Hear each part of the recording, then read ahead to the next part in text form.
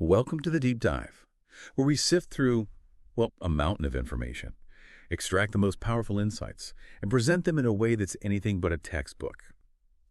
Today, we're plunging into a question that likely resonates with you, no matter where you are in life. What does it truly mean to win at life?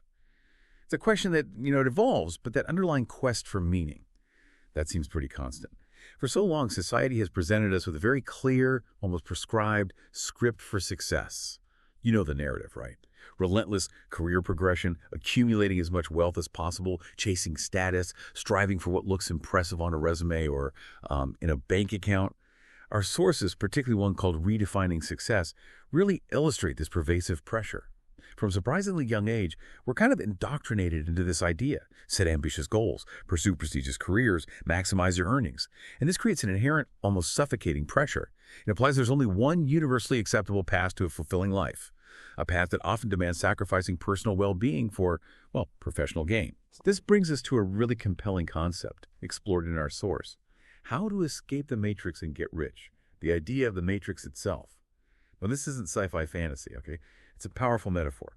It represents the invisible yet incredibly pervasive construct of societal norms, ingrained expectations, and systemic structures. Structures that are designed, often subtly, to keep us in conformity. Think about the relentless 9-to-5 grind, the pervasive consumerism, an education system that sometimes feels geared more towards producing compliant workers than fostering critical thinkers. It's the illusion that there's this singular narrow path to being successful, and anything outside of that is, well, a deviation. Our research suggests this matrix can severely limit individual potential. It traps people in the frustrating cycle of mediocrity, unfulfillment, and a sense of being perpetually behind. Essentially wants you to be a perpetual employee, a consistent consumer, always earning and consuming, rarely truly questioning or breaking free. And that precisely is the mission of our deep dive today. We're going to systematically unpack these deeply ingrained societal scripts, those unwritten rules many of us implicitly follow without even realizing it. We'll explore the powerful emerging countertrends, the philosophical shifts, and the practical movements that are actively challenging this traditional status quo. Ultimately, our goal is to uncover how each of us can redefine success on our own terms. This means moving far beyond conventional metrics like salary or job title, and instead building towards genuine financial freedom and, perhaps even more crucially, a profound sense of personal fulfillment. And this isn't just about escaping from something limiting, whether that's a restrictive job or a narrow mindset. It's really about consciously and deliberately building towards something new, a life that truly aligns with your deepest values, your authentic self, and your unique aspirations. We'll be drawing from the varied and often surprising perspectives found within our source material. Okay, let's delve deeper into this idea then. For a significant period of modern history, the dominant narrative around work has been something our sources collectively label hustle culture. This isn't just a catchy phrase, right? It's a specific, often demanding workplace culture that elevates work to the absolute center of one's life. The changing work values research meticulously details its characteristics. We're talking about consistently long hours, an almost obsessive commitment to one's profession, where time off isn't just frowned upon, but often seen as a sign of laziness or, like, a lack of dedication. And perhaps most insidiously, not hustling, not constantly pushing yourself to the brink, is subtly or overtly perceived as a sign of failure. There's this pervasive, unspoken agreement between employers and employees for intensive dedication, creating an environment where burnout isn't an anomaly, but almost an expected rite of passage. This culture demands an incisive, incessant approach, urging workers to assiduously pursue personal success and make a constant, almost uninterrupted effort to excel, often believing that true personal fulfillment is only possible through this extreme commitment. It's a mindset that, well, it prioritizes relentless output above all else. Yeah, and it's vital to recognize that this isn't solely a modern phenomenon, born from Silicon Valley or digital startups. If we trace the historical and economic underpinnings of hustle culture, we find some really profound roots in Max Weber's foundational work on the Protestant work ethic. Weber's observations described a work environment where diligence, discipline, and the pursuit of perfection in one's chosen profession were deeply intertwined with a sense of individual responsibility, originally rooted in a divine order. Work in this context wasn't merely a means to an end. It was seen almost as a spiritual duty, a path to individual perfection, and the primary vehicle for giving deep meaning to one's life. The idea was that success in one's vocation could even be a sign of divine favor. Now, fast forward through centuries. This concept, initially tied to a profound devotion to God, it underwent a significant transformation with the rise of industrial capitalism and, more recently, the ascendance of neoliberalism. Neoliberalism, as an economic philosophy, it emphasizes free markets, deregulation, and individualism, which further amplify the idea that personal success is solely a product of individual effort and competition. In this shift, the motivation for relentless work largely transitioned from a sense of religious duty to purely economic and materialistic objectives. Success and professional goals became the unequivocal key elements for satisfying life, completely divorced from their original spiritual or communal context. The sacrifice of leisure time for professional advancement wasn't just legitimate, it became actively encouraged as the ultimate sign of valuable commitment and aspiration. And what has truly intensified this dynamic in our modern era is the pervasive nature of digital technology. Our sources highlight how technological progress has blurred the traditional boundaries between work and personal life, making workers reachable anytime, anywhere. This constant connectivity, while offering some flexibility, paradoxically fuels this relentless drive, leading to concerns about well-being, mental health, and the complete erosion of personal space. And this extreme, often unexamined dedication to work has a significantly darker side, one that our sources delve into with, frankly, chilling clarity. Workaholism. We're not talking about someone who simply enjoys their job or is occasionally very busy. The workaholic source defines it as a profound, compulsive inability to limit the sheer amount of time you spend on work, even when it's clearly causing severe negative consequences. Consequences for your personal relationships, your physical or mental health, or other vital aspects of your life. It's a compulsion, a genuine addiction, not simply a choice. So what drives this? Our sources suggest several perceived roots. It can stem from deep-seated anxiety, a pervasive sense of low self-esteem, or even underlying difficulties with intimacy. Workaholics also tend to exhibit specific behavioral patterns, like a pronounced inability to delegate tasks to others, often taking on far too much. And they tend to score high on personality traits like neuroticism, perfectionism, and conscientiousness. It's a complex psychological trap that promises fulfillment, but often delivers the opposite. Exactly. And the impacts of unchecked workaholism are stark, not just for the individual enduring it, but for their organizations and society at large. Our sources point out that workaholics can actually be less effective in teams precisely because they struggle with delegation and struggle to entrust coworkers with responsibilities. Their compulsive nature often leads to them hoarding tasks, creating organizational bottlenecks, and stifling collaborative efficiency. Beyond that, a significant and dangerous consequence is chronic sleep deprivation, which, as extensive research shows, severely impairs brain and cognitive function, memory, and even emotional regulation. The sheer human cost of this unchecked hustle culture is tragically illustrated by stark, real-world examples. Consider karushi in Japan, which literally translates to death from overwork. This is a recognized social problem where individuals die, often on the job, due to extreme, prolonged overwork, typically from heart attacks or strokes caused by stress. The fatal stroke of Japan's Prime Minister Keizo Buchi back in 2000 was famously blamed on overwork. And it's not just a Japanese phenomenon. Our sources recount the deeply troubling case of the Bank of America intern in London, who tragically died after working for 72 hours straight in 2013. These aren't just statistics, they are stark, visceral reminders of the severe and often fatal human costs when work-life balance and basic human well-being are utterly disregarded in the pursuit of productivity. Okay, here's where it gets really interesting. Because despite the rigid dominance we've just discussed, hustle culture is actually showing significant cracks. It's not a monolith, its foundations are shifting. There's a growing, undeniable awareness that success needs to be measured by far more than just professional accomplishments, job titles, or the size of your paycheck. People are increasingly valuing balance, personal well-being, and genuine satisfaction across all domains of their lives, not just the professional one. It's a quiet but powerful revolution in values, kind of bubbling up from within the workforce itself. So what are the first signals we're seeing that indicate this profound shift? That's a perfect question. And the most dramatic signal was undoubtedly the Great Resignation phenomenon.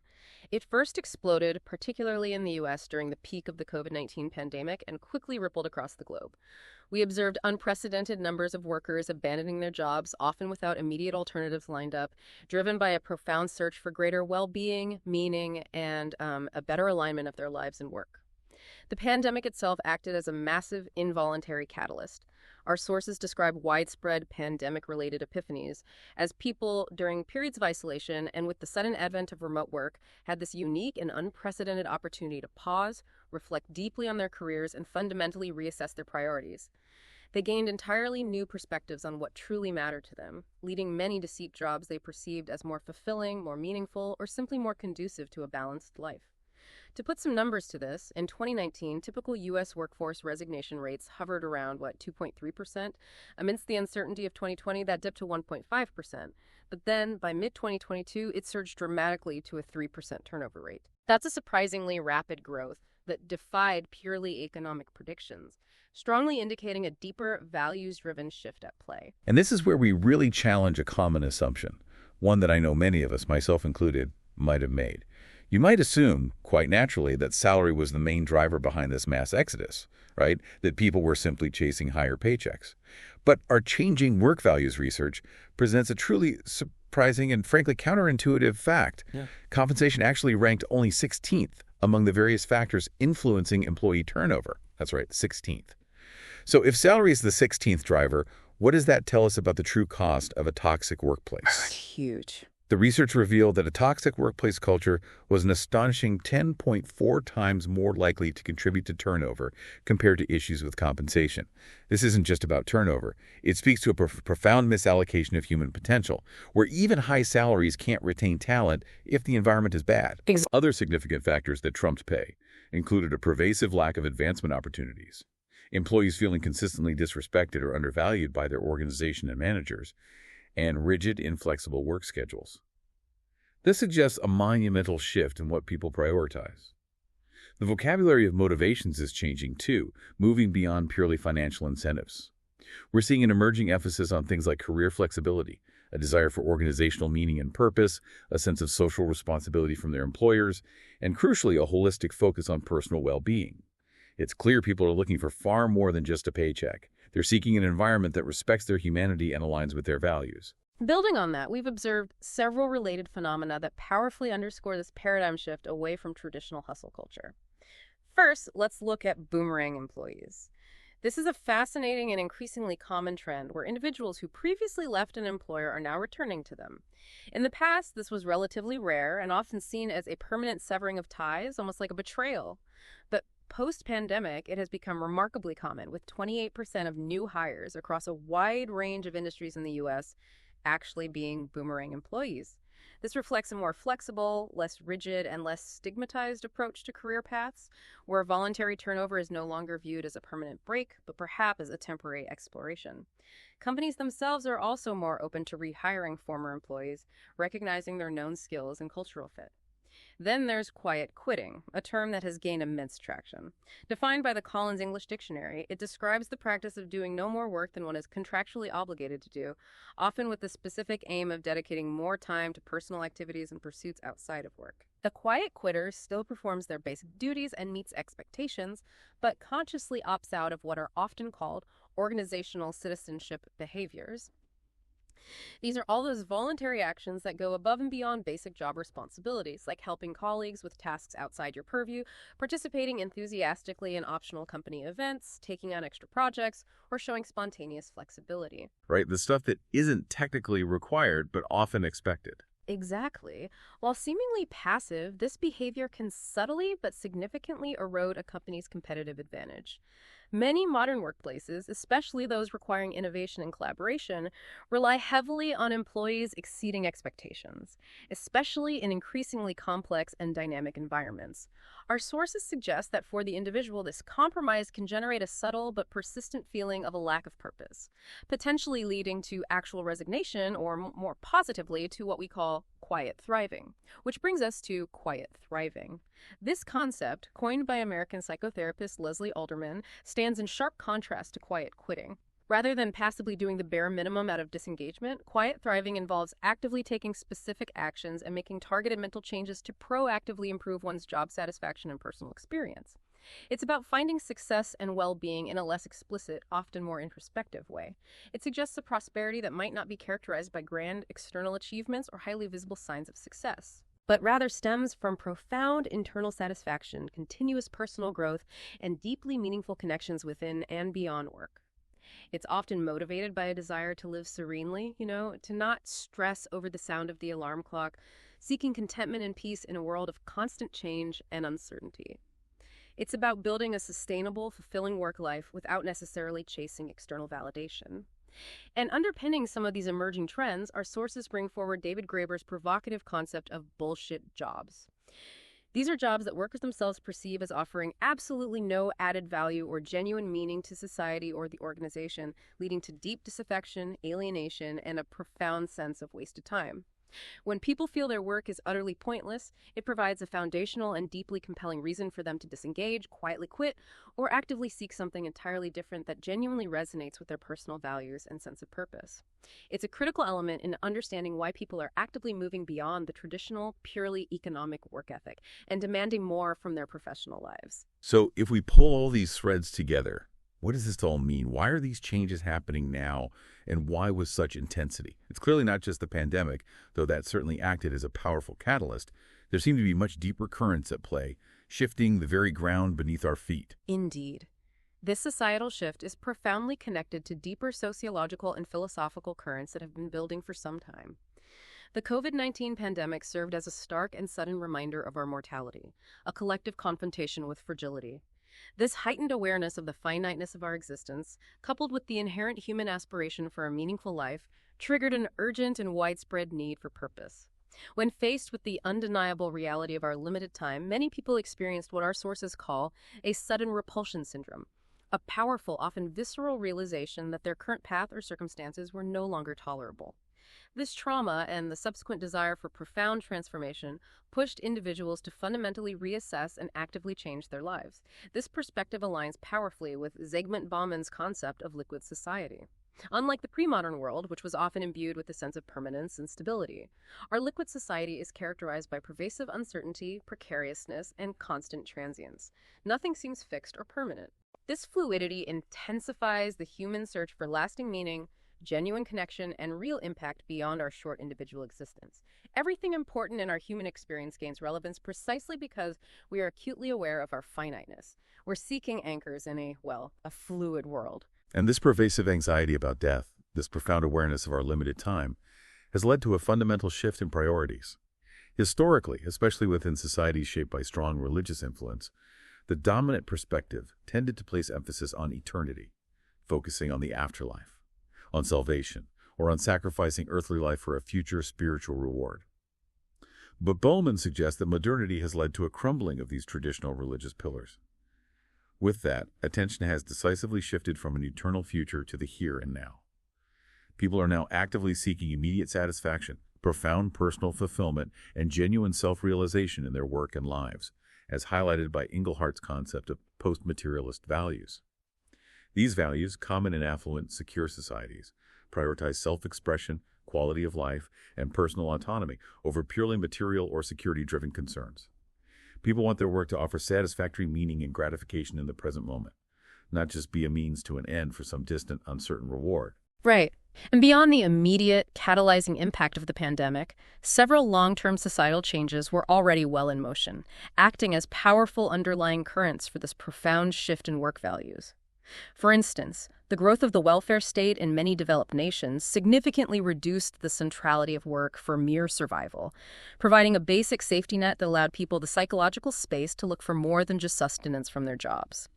We've also witnessed a massive economic evolution, transitioning from predominantly agricultural and industrial economies to post-industrial, knowledge-based economies. This shift has placed an increasing emphasis on intrinsic work values like passion, personal satisfaction, creativity, and a sense of meaning in one's employment, particularly evident in those with higher education levels who have more choices. Furthermore, changing family models, such as the significant rise of dual-income households, have made it much more pressing for people to reconcile work and personal needs, as the traditional division of labor becomes less common. That makes sense. More juggling required. Absolutely. And of course, the rapid development of digital technology has enabled entirely new, flexible work arrangements, from remote work to freelancing, further decentralizing the traditional 9-to-5 office structure and giving individuals more agency over their time and location. All these converging factors have led to some pretty significant generational differences that are starkly evident in the European Value Study, or EVS, data that our sources present. Older generations, specifically the silent generation and baby boomers, who largely came of age in the context of post-war economic booms and relatively stable job markets, tended to prioritize job security, steady employment, and long-term benefits. These were the fundamental pillars of stability and success for them. But younger generations, particularly Gen X and millennials, who have come of age in a landscape marked by recurring economic crises, rapid technological disruption, and growing uncertainty in the labor market. They express a profoundly different conception of work. For these generations, flexibility, work-life balance, and autonomy have become central, non-negotiable values.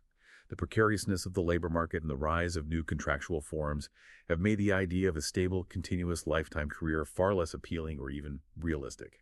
Instead, they prioritize the ability to quickly adapt to pursue job opportunities that offer greater personal freedom, a better work-life fit, and align with their values. Let's dig into some concrete EVS data that really illustrates this point. First, consider a statement from the surveys.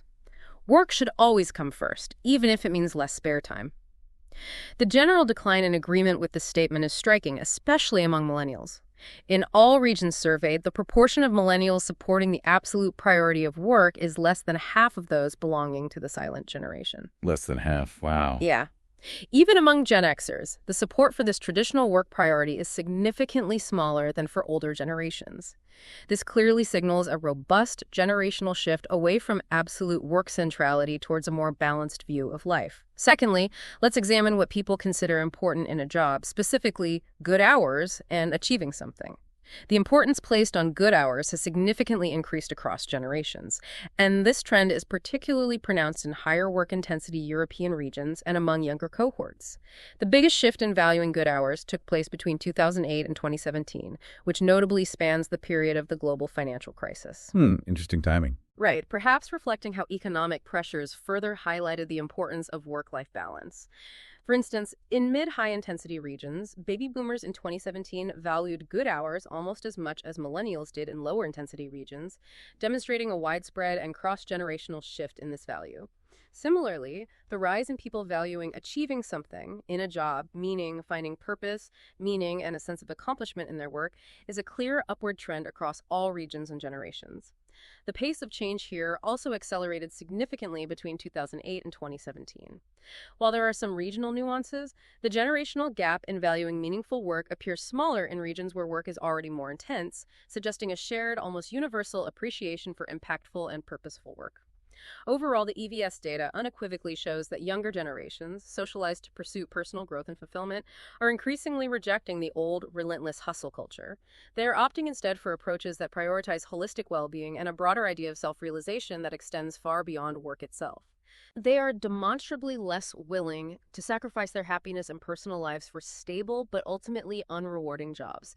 This is a fundamental paradigm shift. So if this old traditional definition of success is clearly breaking down, and we're seeing these profound societal shifts, how do we begin to redefine what it truly means to win at life? What are the new metrics for a life truly well-lived beyond the paycheck and the title? A really insightful and nuanced perspective comes from Naval Ravikant, whose ideas are extensively explored in our source material. He once tweeted a seemingly paradoxical thought. Happiness is being satisfied with what you have. Success comes from dissatisfaction. Choose. However, he later evolved his own thinking on this very statement, suggesting that perhaps winning the game is ultimately about being free of it altogether.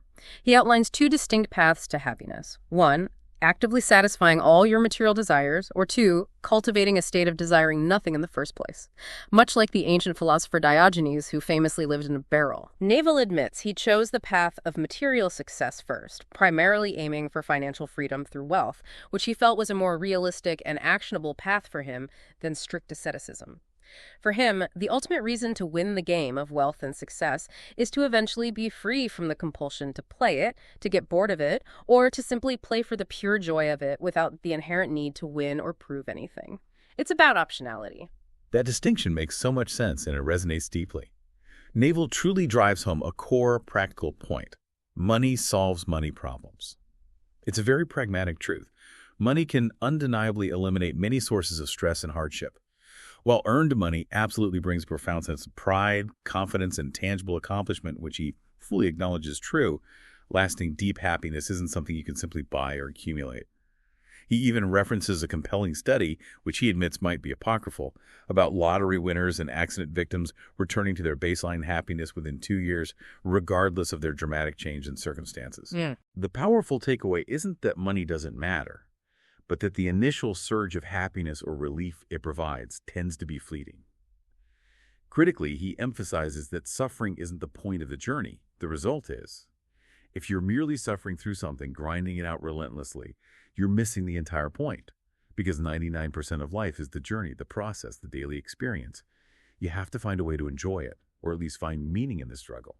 Otherwise, you end up with what he calls miserable successes, individuals who achieve everything on paper but find themselves profoundly unhappy. This profound insight leads us directly to the immense importance of authenticity in shaping a fulfilling life. Naval advises, find what feels like play to you but looks like work to others. This is a truly powerful strategy to escape the relentless trap of competition. Because when you're doing something you genuinely enjoy, something that aligns with your natural inclinations and passions, it feels effortless to you, while others perceive it as strenuous work.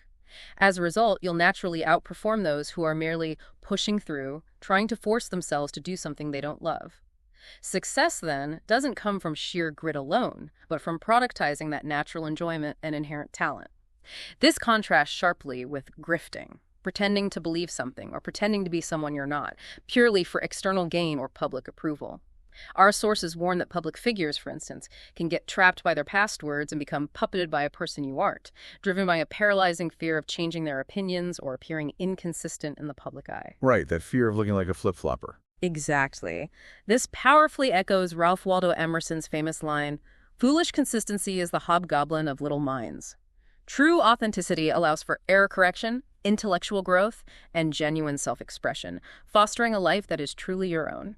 And speaking of public figures and personal identity, Naval offers some incredibly insightful takes on fame. He suggests that fame is best when it's purely a byproduct of creating something genuinely meaningful, rather than an end in itself. Hollow fame, or being famous simply for being famous, he views as a dangerous and ultimately empty trap. It forces a constant performance, strips you of all privacy, and, as he bluntly puts it, attract weirdos, lunatics. Yeah, not ideal. Not at all. You become a commodity, constantly afraid of losing your public image or reputation. Instead, he highlights the profound importance of self-esteem, which he beautifully defines as your reputation with yourself. End quote. This self-esteem is built not by external validation, not by public accolades, but by rigorously following your own internal moral code and consistently doing things for others, acting from a place of genuine care. It's an internal compass, ensuring you're living up to your own highest standards, irrespective of what anyone else thinks. This profound focus on the internal world aligns perfectly with core tenets of Stoic philosophy. Our sources introduce Epictetus's foundational principle from the Enchiridion. Of things, some depend upon ourselves, others do not depend upon ourselves. This is a truly fundamental distinction for mental peace. Mental freedom and genuine happiness, according to Epictetus, come from focusing exclusively and rigorously on our internal world, our judgments, our desires, our aversions, our actions, and cultivating profound indifference towards external things that are entirely beyond our control.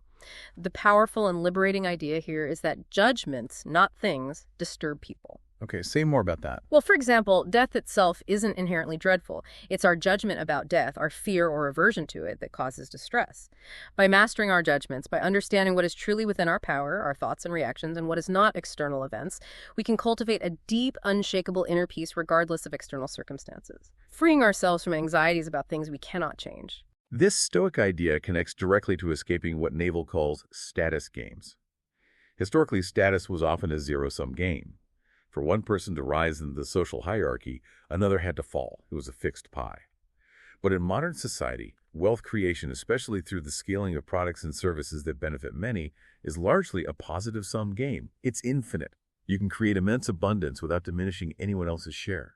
Naval suggests that wealth games are generally far more pleasant and productive than status games, yielding tangible material returns and fostering cooperation.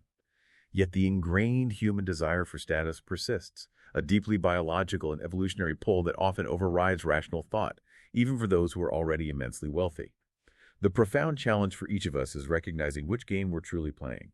Are we striving for genuine creation and abundance, or are we simply caught in a zero-sum battle for perceived status? And this brings us to what Naval considers the most expensive trait anyone can possess: pride.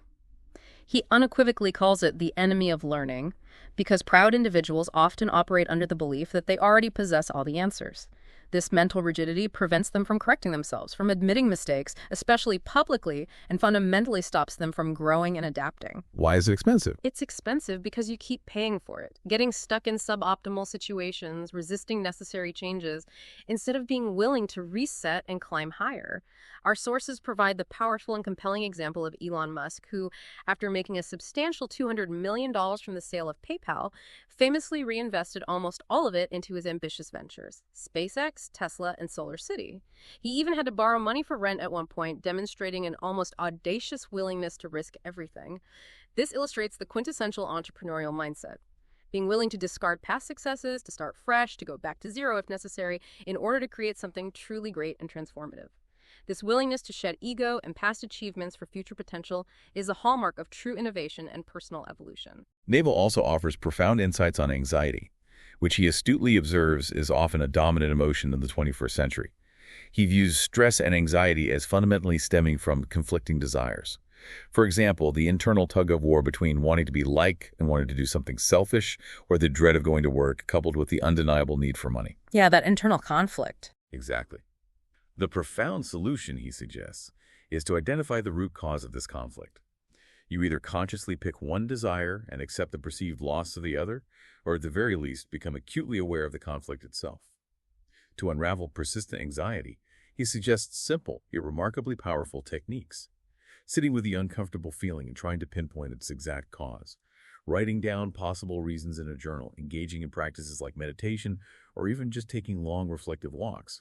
He also offers a radical, almost blunt perspective, ruminating on death, as he puts it. You're going to die, it all goes to zero.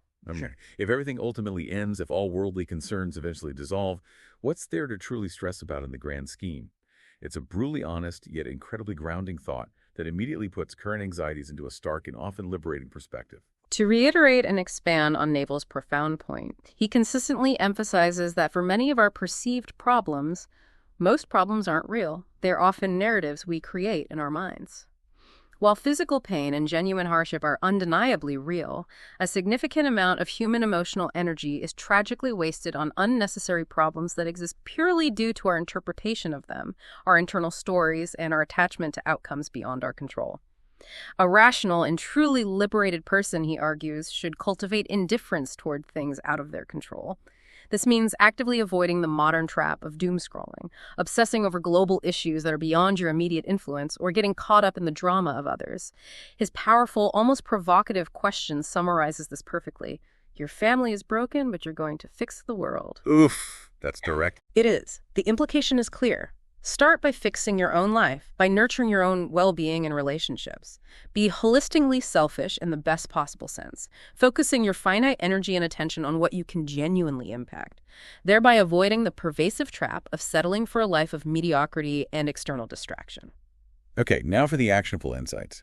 How can you take these powerful, sometimes challenging ideas and apply them to chart your own course? To truly redefine what success means for you and to build a genuinely fulfilling and impactful life that aligns with your deepest values. Our sources, particularly How to Escape the Matrix and Get Rich, lay out a comprehensive and practical roadmap. The first crucial step is to cultivate self-trust, to truly believe deep within yourself in your innate power to shape your destiny and create your reality, understanding that your potential is, in fact, limitless. You need to change your mindset by consciously adopting a growth mindset that embraces challenges as opportunities, sees failure not as an ending but as a valuable learning experience, and recognizes consistent effort as the undeniable path to mastery. Next, setting specific goals is absolutely crucial. They should be SMART goals, specific, measurable, achievable, relevant, and time-bound to provide clear direction and trackable progress. Right, the SMART framework. Exactly. Then find your passion, because when work feels like play, when it's genuinely enjoyable, it ceases to be mere labor and becomes a joy and a true calling, fueling your entire journey. Become your own boss where possible, or at least cultivate an entrepreneurial mindset within your role to gain financial freedom and greater control over your time and autonomy. You must master self-control to navigate a world filled with constant distractions and temptations that can derail your focus. Commit to continuous learning to stay valuable, adaptable, and relevant in a rapidly changing world. And finally, work hard towards your goals by turning knowledge into direct, actionable steps, consistently moving forward. These are the practical daily pillars of breaking free and building a life of purpose. Building on that practical advice, Naval Ravikant distills life's most impactful choices down to what he calls the big three decisions: who you're with, what you do, and where you live. He emphasizes why these three choices are paramount, because virtually everything else in your life, your daily experiences, your opportunities, your challenges, your overall happiness, flows directly from them. And what's often profoundly overlooked, he points out, is the immense impact of where you live. Yeah, that's often secondary for people. Right. People tend to put the least amount of thought into their location. But your environment profoundly shapes your social circle, your dating pool, your career opportunities, the quality of your air and water, your proximity to family, your access to nature, and even the prevailing local culture and mindset. It all matters deeply. Choosing wisely and deliberately in these three foundational areas can dramatically alter your life's entire trajectory, for better or worse. When it comes to making those truly big decisions, Naval offers some incredibly practical, almost counterintuitive rules. First, a simple but powerful one. If you can't decide, say no. This is particularly relevant in our modern society, which presents an overwhelming number of options and demands on our time and attention. It simplifies things. Totally. Right. Second, if two choices appear equally appealing or equally challenging, pick the more painful one in the short term. Our brains are inherently wired to overvalue avoiding immediate pain and discomfort, so the more challenging or uncomfortable path often leads to disproportionately greater long-term growth, learning, and rewards. Most importantly, he advises, always choose what will give you mental peace in the long run, not just fleeting satisfaction. He profoundly stresses the importance of listening to your gut over your head for these truly big decisions, because your gut is refined judgment built over time. Your intellect is a fantastic tool for solving external logical problems, but your intuition, that deep inner knowing, is often a far better guide for the deepest personal choices that shape your life's direction. This entire journey of redefining success and building a fulfilling life also requires a crucial ingredient: humility, and a profound willingness to learn and adapt. Naval advises that the more seriously you take yourself, the unhappier you're going to be. He explains how fame, for instance, can trap you into a fixed identity, because everyone around you develops a preconceived notion of who you are, and you, in turn, begin to believe it. This self-imposed identity limits you, makes you afraid to look foolish, hesitant to try new things, or unwilling to risk failure. It keeps you from being truly free, spontaneous, and authentically happy. Yeah, it puts you in a box. Exactly. The path to growth, to continuous improvement, and to genuine self-actualization demands admitting when you're wrong, letting go of ego, and being open to constant error correction, embracing the process of becoming. This brings us to Sir Ken Robinson's powerful and influential argument from our sources, that schools, perhaps inadvertently, kill creativity. He contends that our traditional education systems, largely shaped by the needs of industrialism and designed in the image of universities, inherently stigmatize mistakes and prioritize conformity. If you're not prepared to be wrong, he argues, you'll never come up with anything original. He defines creativity not as some mystical or rare talent, but simply as original ideas that have value. Something all children are born with, but are systematically educated out of through a narrow curriculum and a fear of failure. That's a strong claim. It is, but he supports it with examples. He tells the memorable anecdote of Gillian Lynne, who as a child in the 1930s was thought by her teachers to have a learning disorder because she couldn't sit still or concentrate in class. Modern thought might have quickly diagnosed her with ADHD, but a wise doctor observed her, turned on a radio, and saw her instinctively moving to the music with incredible grace and energy. He told her mother, "Gillian isn't sick, she's a dancer. Take her to a dance school."